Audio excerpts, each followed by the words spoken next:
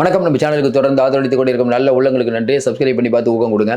Delhi CM இப்போ சொன்ன வார்த்தை, அதாவது அம்பேத்கர் புகைப்படம் அதெல்லாம் நீக்கிட்டாங்க. அம்பேத்கர் புகைப்படத்தெல்லாம் நீக்கிட்டாங்க. பின்னால் வந்து மோடி, அதுக்கப்புறம் பார்த்தீங்கன்னா ஜனாதிபதி அவங்க படம் இவங்க வச்சுருக்காங்க. ஏன் அம்பேத்கர் படத்தை நீக்கிட்டோம் அப்படிங்கிறதுக்கு, இல்லை நாங்கள் நீக்கலை அப்படின்லாம் சொல்லலை. ஆமாங்க, நீக்கிட்டோன்னு தான் சொல்லியிருக்காங்க. எப்படி இவ்வளோ தைரியம் வந்தது? இன்றைக்கி தேசம் கொண்டாடக்கூடிய ஒரு அம்பேத்கர் அவர்களை ஏற்கனவே வந்து நாடாளுமன்றத்தில் உங்களுக்கு எப்படி அமித்ஷா பேசியது பெரிய விவாதாச்சு. இன்றைக்கி ரேகா அவங்க வந்து ரொம்ப சிஎம், அவங்க ரொம்ப தெளிவாக ஒரு வார்த்தை சொல்கிறாங்க. அப்படியே படிப்போம். அரசாங்க தலைவரின் புகைப்படம் வைக்கப்பட வேண்டாமா? மோடியோட புகைப்படம் வைக்கப்பட வேண்டாமா? நாட்டின் ஜனாதிபதியுடைய புகைப்படம் வைக்கப்பட வேண்டாமா? தேசப்பிதா காந்தியின் புகைப்படம் வைக்கப்பட வேண்டாமா?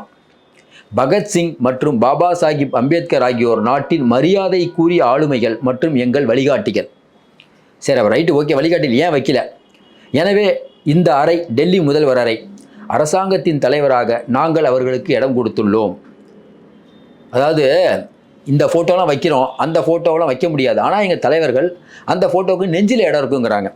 எப்படி நம்ம சொல்கிறதுனா, இங்கே வந்து நம்ம கூட்டணி கட்சிகள் யாராவது வந்து சீட்டு கேட்டாங்கன்னா எங்கள் நெஞ்சில் இடம் தரோங்கிறவங்கள, அந்த மாதிரி தான்.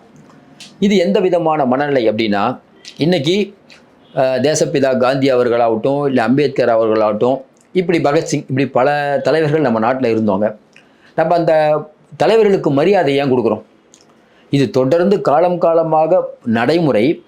21 வருடத்துக்கு அப்புறம் ஆட்சியை பிடிச்ச நீங்கள் எடுத்த உடனே பாபா சாஹிப் அம்பேத்கர் அவர்களுடைய புகைப்படத்தை எடுக்கிறீங்கன்னா யார் அந்த தைரியம் கொடுத்தது? அது ரொம்ப வெளிப்படையாக சொல்கிறாங்க பாருங்கள். அதாவது என்னென்னா, நம்ம அது வந்து என்னென்னா, பின்னால் பார்த்தீங்கன்னா மகாத்மா காந்தி, ஜனாதிபதி முர்மு, அப்புறம் பிரதமர் மோடியின் புகைப்படங்கள் அவருடைய, அதாவது சிஎம் உட்காந்துருக்கிறதுக்கு பின்னாடியே இருக்கும். ஏன்னா சிஎம் எல்லாம் கவர் பண்ணுவாங்க மக்கள். இப்படி இருக்கும். அந்த பக்கம் ஒரு செவுறு இருக்கும் பாருங்கள், அந்த பக்கம் அது வந்து தெரியாது, கேமராலாம் இப்படி எடுத்து பார்க்க வந்தால் இதுதான். அந்த பக்கம் இருக்கிற செவத்தில் அம்பேத்கர் அவருடைய ஃபோட்டோவும் இவங்க ஃபோட்டோவும் இருக்குது. இது எந்த விதமான ஒரு தாக்கத்தை ஏற்படுத்தும் அப்படின்னா, பிஜேபியிலிருந்து நம்ம இதை விட வேறு எதுவும் எதிர்பார்க்க முடியாது. ஏன்? பிஜேபி அப்படிங்கிற கட்சி உள்ளார்ந்த அடிப்படையில் அவங்க வந்து சவார்கர் அவர்களை பெருமையாக பேசக்கூடியவர், கோல்வால்கரை பெருசாக பேசக்கூடியவர்கள். காந்தியாரை சுட்ட இயக்கம் தானே. நான் ஏன் காந்தியை கொன்றேன்னு கோட்சே புக் எழுதினாரா இல்லையா? கோட்சேவோட தம்பி சொன்னார், ஆமாம், அவர் ஆர்எஸ்எஸோட உறுப்பினர்னால. ஆனால் என்ன சிக்கல்னா, இவங்க வந்து வெளிப்படையாக எதுவும் பண்ண மாட்டாங்க.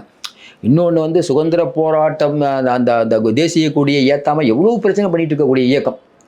இவங்க என்ன சொல்கிறாங்க, நாங்கள் தேசத்துக்காக பாடுபட்டோம். சுதந்திர போராட்டத்தில் கலந்து கொள்ளாத ஒரு இயக்கம் அப்படின்னு பார்த்தீங்கன்னா நம்ம ஆர்எஸ்எஸ் தான். அதையும் தாண்டி அண்ணாமலை ஒரு பதில் சொன்னார் பாருங்க.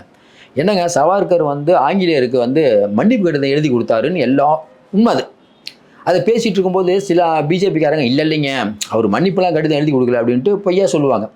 அண்ணாமலை தான் ஒரு ஐடியா டிப்போ, ஒரு அறிவு சுரங்கம். அவர் என்ன சொல்கிறாரு, மன்னிப்பு கடிதம் எழுதி கொடுத்தாரு. என்னங்க எழுதி கொடுத்தாருன்னு? அப்போம்மா எழுதி கொடுத்தது உண்மையான? ஆமாம், எழுதி கொடுத்தாரு. ஏன் எழுதி கொடுத்தாருன்னா, எழுதி கொடுத்துட்டு வெளியில் வந்து அப்போ தான் பிரிட்டிஷ்காரங்களை எடுத்து போராட முடியுமா? என்ன லாஜிக்லேயே நமக்கு புரியல. அப்போ வீரபாண்டி கட்டபொம்மன் சொன்னாங்கள்ல, கடைசி நேரத்தில் எங்கள் காலை தொட்டு கும்பிடுங்க, மன்னிப்பு கொடுக்குறேன்னாங்களே. அப்போ வீரபாண்டி கட்டபொம்மன் என்ன பண்ணியிருக்கணும்? காலை தொட்டு கும்பிட்டுட்டு வெளியில் வந்து ஆங்கிலேயர் எடுத்திருந்தால் அவர் புத்திசாலி. யார்? அண்ணாமலை சொல்கிறார். அவர் சொல்கிறது அப்படி தான் இருக்குது. மன்னிப்பு கடிதம் ஏன் எழுதி கொடுத்தாங்கன்னா, மன்னிப்பு கடிதம் எழுதி கொடுத்துட்டு வெளியில் வந்து ஆங்கிலேயருக்கு எதிராக போராட வரான். அவர் வெளியிலேருந்து பென்ஷன் வாங்கிட்டு இருந்தார். இப்படி ஒரு, அதாவது என்னங்க, நீங்கள் ஒருத்தர் வயசாகிடுச்சுன்னு வச்சுக்கோங்களேன், ஒரு 80 வயசு 90 வயசு அவருக்கு ஆகிடுச்சு வச்சுக்கோங்களேன், ஒரு குற்றம் பண்ணிடுறார், ஒரு கொலையோ ஏதோ ஒன்று பண்ணுறாரு, அவருக்கு தண்டனை கொடுக்க மாட்டீங்க, அவர் பெரிய ஆளுங்க அப்படின்னு நினைப்போம். அதனால் சில விஷயங்களை பேசி தான் ஆகணும். இப்போ இது வந்து டெல்லியில் இருக்கக்கூடிய முதல் கூட்டத்தில் இந்த மாதிரி தாதா சாஹிப் அம்பேத்கர் அவருடைய புகைப்படம் எடுத்தது முதல்ல என்ன நடவடிக்கைன்னா, ஃபஸ்ட்டு இது எடுப்பாங்க சார். இந்தியா முழுக்க இருக்கக்கூடிய பிஜேபி இருக்குல்ல, அங்கே மெதுவாக அதை எடுப்பாங்க. அடுத்து வைக்கிறதுக்கு இடம் இல்லைங்க, தேசப்பிதா இருக்கார்ல, அவர் தேசப்பிதான்னு உங்களை நம்ப மாட்டாங்க, அதை வந்து அங்கே வச்சுருங்க. ஐயா மோடியோட படத்தை இன்னும் கொஞ்சம் பெருசு பண்ணுங்கள். அதுக்கப்புறம் பக்கத்தில் சவார்கருடைய ஃபோட்டோ வைங்க, வைப்பாங்க சார். மெதுவாக இப்படி தான் சார் வருவாங்க. இப்போ வந்து உள்ளே வந்துட்டாங்களா, மும்மொழி கொள்கை உள்ளே வருதா, ஹிந்தி இல்லைம்பாங்க, அதுக்கப்புறம் இந்தியை திணிப்பாங்க, அதுக்கப்புறம் சமஸ்கிருதத்தை திணிப்பாங்க. இதுதான் நோக்கமே. முதல்ல ஆரம்பிப்பாங்க ஒரே நாடு ஒரே தேர்தல். ஆமாம்மா, ஒரே நாடு ஒரே தேர்தல் வந்தால் செலவு மிச்சம், ரைட்டு. அப்படியே போக எதுக்கு தேர்தல்? ஐயா மோடியே சூப்பராக ஆடுறாரு, எதுக்கு தேர்தலுங்க? தேர்தல் ஆணையராக யார் இருக்கலாம்? அமித்ஷா சூப்பராக வேலை பார்ப்பார், தேர்தல் அரசியலை கரகண்டு அவரே தேர்தல் ஆணையராக போட்டுருவோம். எதுக்கு இந்த ஓய்வு பெற்ற ஒருத்தரை போட்டு அவருக்கு சம்பளம், அமித்ஷா சம்பளம் வாங்க வேலை பார்ப்பார். ரொம்ப சீரியஸாக சொல்லுவாங்க, தேர்தல் ஆணையத்துக்கு இனிமேல் சம்பளம் கொடுக்க வேண்டாம். ஏன்? நிதி நிலைமையை நாங்கள் குறைக்கிறோம். அப்போ யாருங்க பார்ப்பா? அமித்ஷாவே பார்த்துருவார். ரொம்ப சீரியஸாக சொல்லுவாங்க. அப்படி பல விஷயம். ஈடிக்கு இயக்குனர் வேணாம், அதுவும் நம்ம யாராவது ஒருத்தர் நிர்மலா சீதாராமன் யார்ட்டா கொடுத்து அதுவும் சூப்பராக பார்ப்போம். எதுக்கு காசை மிச்சப்படுத்துவதற்கு நாங்கள்லாம் பண்ணுறோம், ரொம்ப சீரியஸாக சொல்லுவாங்க. அதனால் இவருடைய நோக்கம் அப்படிங்கிறது இந்தியாவை இந்து நாடு அப்படின்னு ஒரு அறிவிக்கக்கூடிய நாடு. அதற்கான முயற்சியில் ரொம்ப திட்டமிட்டு ரொம்ப தெளிவாக ஆர்கனைஸாக பண்ணிகிட்டு இருக்காங்க. ஒரு ஆட்சி அப்படிங்கிறது இப்போ இலங்கையில் பார்த்தீங்கன்னா அவங்க விக்ரமசிங்கே அவங்களெல்லாம் அடித்து துரத்துனா பார்த்தீங்களா, ரணில் விக்ரமசிங்கே அவர் வந்தார். அதுக்கு முன்னாடி நம்ம ராஜபக்சே குடும்பம் வெளியேறியதுனாங்கள்ல, அதெல்லாம் ஒன்று வேணாம். மோடி என்ன பண்ணுறாரு, ஜனநாயக ரீதியாக ஜெயிக்கிறது எப்படி? இவரே ஒரு தேர்தல் ஆணையரை போடுவார், அந்த தேர்தல் ஆணையர் தேர்தலை வைப்பார், இவர் சொல்கிற நேரத்தில் வைப்பார், எதிர்கட்சியோட அக்கௌண்ட்லாம் ஃப்ரீஸ் பண்ணி இவரே ஜெயிப்பார். நியாயமாக ஜெயிச்சு வந்தவன் போல் காட்டிக்கிட்டு அந்த கவர்மெண்ட்டில் பார்த்தீங்கன்னா அரசியலமைப்பு சட்டத்தை மாற்றுவாங்க. ஆனால் அரசியலமைப்பு சட்டத்தை மாற்ற மாட்டோம்னு முதல் நாள் போய் அதை கும்பிடுவார். எப்படி இவர் கும்பிடுறாரு அரசியலமைப்பு சட்டத்தை பார்த்தீங்களா? போன தடவை கும்பிடல, இந்த தடவை கும்பிடுவார். அதே மாதிரி நாடாளுமன்றத்தில் போது தொட்டு கும்பிட்டு போவார். இவரை விட இன்னொரு நடிகர் யார், நிதிஷ்குமார், அவர் காலில் உள்ள போவார். இப்போ காலில் விடுறதுனா என்ன, காலை வர போகிறேன்னு அர்த்தம். மோடிக்கு இது தெரியாதா? நானே இவ்வளோ பேரை அடிச்சுட்டு இந்த ஏரியாவுக்கு வந்திருக்கேன். அப்போ இவர்கள் ஒரு நம்பிக்கை இல்லாதவர்கள். அப்போ என்ன நினைக்கிறாங்க, காந்தியாருடைய புகழை ஏற்கனவே நேரு அவர்களை கலங்கப்படுத்தியாச்சு. அப்படியே லைட்டாக காந்தி பக்கம் வருவாங்க. அம்பேத்கர் சரியாக எழுதுனீங்க, சட்டம்லாம் சரியாக எழுதுனீங்க, மேல் ஜாதி தாங்க பெருசு, தேவையில்லாமல் இவர் எழுதிட்டார் அப்படிலாம் சொல்லுவாங்க. இது மெதுவாக அங்கே தான் கொண்டு போய் சேரும். சிராக் பாஸ்வான்லாம் இருக்காரு, எந்த அம்பேத்கரை வைத்து நீங்கள் ஓட்டு வாங்கி நிறையா வீடு காரு நிலம் பல கோடி சொத்துக்கள்லாம் சிராக் பாஸ்வானுக்கு இருக்குது. அதெல்லாம் என்ன பேசுறது? இதெல்லாம் பேச மாட்டாங்களா? ஏன் குரல் கொடுக்கவில்லை? ஏற்கனவே ராகுல் காந்தி ரொம்ப தெளிவாக சொல்லிட்டாரு. இன்னும் குறிப்பாக இன்னும் ஒரு கருத்து கணிப்பு வந்துருக்குது, அதெல்லாம் முக்கியமாக பேசணும்னு நினச்சோம், மறந்துட்டோம். இது இன்றைக்கி இருக்கக்கூடிய இந்தியாவில் 18 to 25% இருக்கக்கூடிய இளைஞர்களின் நம்பிக்கை நட்சத்திரமாக மோடி இல்லை, ஐயா ராகுல் காந்தி இருக்கிறார். 18 to 25 அந்த வாக்காளர்கள்ட்ட நம்ம ராகுல் காந்தியுடைய புயல் எங்கேயோ இருக்குது. இது எடுத்த கருத்து கணிப்பு நேற்று வெளியிட்டாங்க. அதை பற்றி பெருசாக எந்த ஊடகங்களும் நம்ம அதை பற்றி ஃபுல்லாகவே போடலான் இருந்தோம்.